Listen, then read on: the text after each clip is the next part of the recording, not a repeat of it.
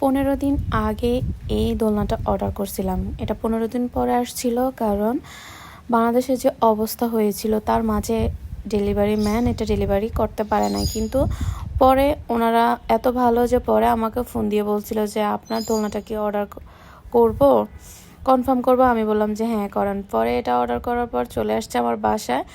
এখন ঘরে বসে সব কিছু কিনা যায়, এটাই আমার কাছে অনেক ভালো লাগে। তো এটা আসার পর আমার ছেলে অনেক এক্সাইটেড, উনি এটা খুলবে, আনপ্যাক করবে। আমি বলছি যে আমাকে ধরতে দেয় না, আমি বলছি আমাকে দাও, তুমি পারবা না। এরপর আমাকে দিচ্ছে না, তো নিজে নিজে করতেছিল। আমিও বিষয়টা এনজয় করছিলাম যে করক, সমস্যা নাই। কিন্তু ও এতই লাজুক যে আমাকে ভিডিওতে নিবা না। আমি বললাম ওকে ঠিক আছে, কোনো ব্যাপার না।